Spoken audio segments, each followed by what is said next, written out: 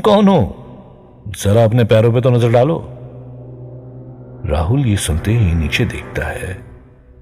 नीचे का नजारा देखकर उसकी जुबान जैसे कट जाती है। राहुल के दोनों पैर पूरी तरह से कटे हुए थे। वो अब तक हवा में लहरा रहा था। उसकी आंखों में आंसू आ जाते हैं। हे भगवान, ये क्या हो गया? मैं तो मर चुका हूं। क्या हो रहा है मेरे साथ? इससे पहले कि वो कुछ समझ पाता, उसका नंबर आ जाता है। सामने खड़ा शख्स राहुल को करीब आने के लिए कहता है। उस शख्स ने लंबी काली पोशाक पहनी है। इतने मरे हुए लोगों के बीच वो अकेला मुस्कुरा रहा है। वो राहुल से कहता है, आओ राहुल, मैं जानता हूं तुम्हें कुछ समझ में नहीं आ रहा है।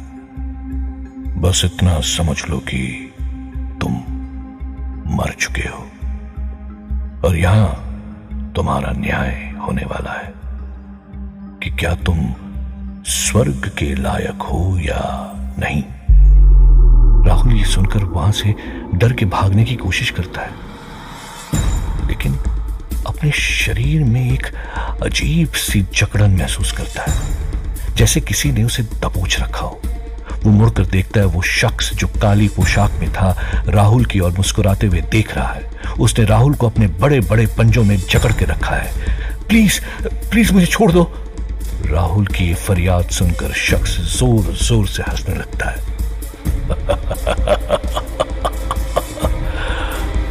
चलो अब और टाइम वेस्ट न करते हुए सीधे काम की बात करता हूं।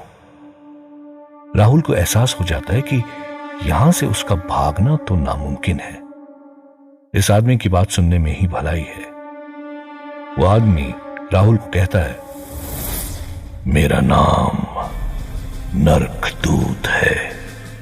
मैं यहां लोगों को कर्मों के फल देता हूं, मगर तुम एक स्पेशल केस हो, इसीलिए तुम्हें स्पेशल ट्रीटमेंट भी मिलेगी। राहुल ये सुनकर अचंभे में आ जाता है। मैं कुछ समझा नहीं।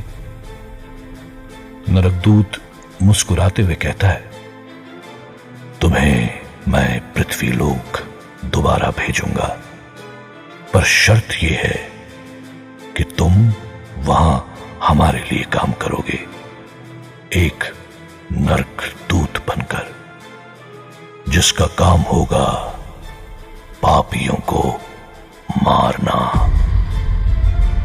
राहुल ये सुनते ही गिड़गिड़ाने लगता है। मारना? अरे मैंने मच्छर तक को कभी नहीं मारा है, इंसानों को कैसे? ये मुझसे नहीं होगा। राहुल की ना सुनते ही नरकदूत गुस्से से आग बबूला हो उठता है। वो चुटकी बजाता है और अचानक से उसकी सुनसान सी गुफा चीखों से भर जाती है। राहुल देखता है कि उस गुफा में मीलों दूर तक लोग हैं जिन्हें मारा पीटा जा रहा है। उन लोगों को उनके कर्मों की सजा दी जा रही है। वो सिर घुमाते ही जब नरकदूत को देखता है तो वो नरकदूत अब एक विशाल राक्षस बन चुका था, जिसके सर पर बड़े बड़े सींग थे। उसका शरीर खून समान लाल था और आंखों से आग बरस रही थी। वो गुस्से में राहुल से कहता है, अगर तुम मेरी बात नहीं मानोगे तो तुम्हारा भी यही हाल होगा। नरकदूत राहुल को उठाकर खौलते हुए तेल की कढ़ाई के ऊपर लटका देता है। अगर बात नहीं मानी तो इसी